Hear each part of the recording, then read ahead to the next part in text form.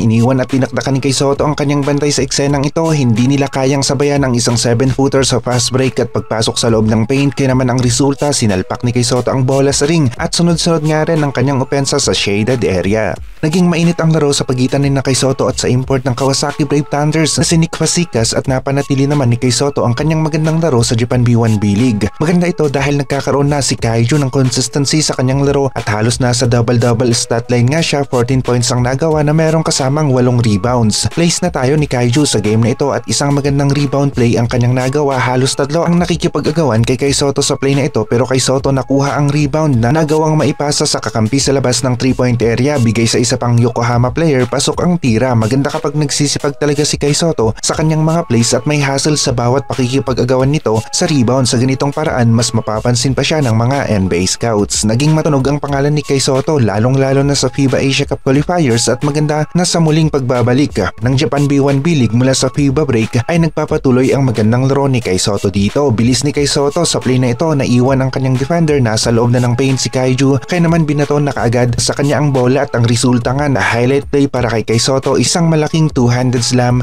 ang kanyang nagawa. Maging sa pagtakbo nga rin ay maganda na makita si Kay na may intensity sa kanyang galaw, gustong maunahan ang mga mas mabibilis na players para magkaroon ng open na tira. Defensive presence naman ang ipinakita ni Kaiju dito, kalabang umatake sa loob ng paint, hindi nakalusot sa kanyang depensa kaya naman nawalan na ito ng kontrol sa bola, pinasa sa player ng Yokohama. Kaiju ulit malaking mama, papasok sa loob ng paint, dinaanan na lang ang depensa ng Kawasaki, easy layup ang nagawa. Kung nagsisipag nga rin si Kay sa pagtakbo sa opensa at depensa ay ibang klase ang nagiging laro nito, merong impact sa offense at defense kagaya ng mga plays na kanyang ipinakita laban sa team ng Kawasaki Brave Thunders. Dito naman lusot si Kaiju sa depensa, na iwan ng kanyang defender sa labas at nasa loob na nga ng paint itong si Kaiju. Huli na ang reaksyon ni Nick Fazekas, iniwan ni Kay Sotto sa labas, two-handed slam na naman ang nagawa ni Kay dito. Mas gumaganda pa ngayon ang galawan ni Kay Sotto sa loob ng paint, madaling nakapasok at nakakuha ng mga pasa. Kapag ganito palagi nakikita ni Kay ang mga open o mahina ang depensa na parte o laro ng kanilang kalaban, ay mas magagamit ni Kay Sotto ang kanyang height advantage bilang isang sentro. Ibang-iba na Kay Sotto ang napapanood natin ngayon, mas may kumpiyansa sa kanyang laro at nagiging consistent pa nga ito. Nick Fazekas at Kay Sotto nag-agawan sa rebound, Kaiju nakuha ang bola, binato sa ring. Dahil alam niya na may sumabit sa kanya, foul ang tawag ng referee. Tatlo pa nga ang nakabantay dito kay Kay Sotto sa play na ito. Ibang-iba talaga ang healthy na Kay Sotto, talagang ipinapakita ang kaya niyang gawin sa laro. Nick Fazekas laban kay Kay Sotto sa loob ng paint, Kaiju kunting ikot lang nito, sabay bitaw ng hook shot.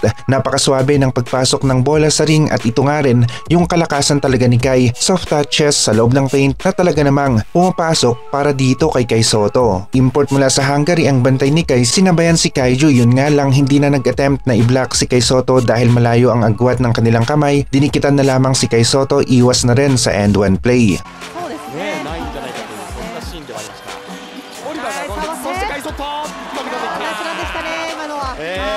Umarangkada nga ulit ang opensa ni Kay laban sa team ng Kawasaki at maganda ang naging galawan ni Kay bilang isang big man. Nakuha ni Kay ang karamihan ng kanyang puntos sa loob ng paint at mataas nga rin ang field goal percentage ni Kay Sotto, resulta ng kanyang pagiging accurate sa loob ng paint. Nick Fazekas pa ang kabantayan at ibang import ng Kawasaki, pero Kaiju nang ibabaw pa rin ang laro, halos double-double na naman ang kanyang nagawa sa larong ito. Hassle ni Kay sa opensa at depensa, isa sa kapansin-pansin at asahan natin na magiging madalas pa nga ang laro ni Kay Sotto na ganito kataas ang intensity dahil na rin sa nasa 100% na ang kondisyon nito at wala na ngang injury. Kukonti nga rin ang maaasahan sa mga players ng Yokohama sa 3-point area at yung kapangalan nga rin ni Kay ay hindi ganon ka-consistent ang mga tira. Kulang na kulang ang Yokohama sa mga 3-point shooters at palaging ito ang isa sa nakikita natin sa stats ng Yokohama na nagiging dahilan ng kanilang pagkatalo. Kahit sa depensa nga lang sana ay magawa ng Yokohama na malimitahan ang tira ng kanilang kalaban sa 3-point area at sigurado na mag-iiba nga rin ang takbo ng laro ng Yokohama kapag ganito ang kanilang ginawa. Game 2 na ngayong araw, home court pa rin ng Kawasaki at pwedeng Kay Sotto naman at Yokohama ang umangat ang laro sa game nating ito. Lalong-lalo na nga kung naging maganda ang depensa nila sa 3-point area at pagdating naman sa loob ng paint ay meron tayong Kay Sotto na nag-aabang at nagbabantay sa area na ito ng basketball court. Iba ang pressure na dala ni Kay sa loob ng paint, lalong-lalo na nga sa depensa dahil na rin sa haba nito at kayang-kaya niyang abutin ang matataas na na tira sa ere para mabutata. Coach ng Yokohama kailangan rin na gumawa ng paraan para mas mapalakas pa nga nila ang kanilang depensa sa 3-point area at malimitahan ang puntos ng kanilang kalaban sa area na ito ng basketball court. Game din na nga ulit at Game 2 ng Yokohama laban sa team ng Kawasaki magsisimula na mamaya.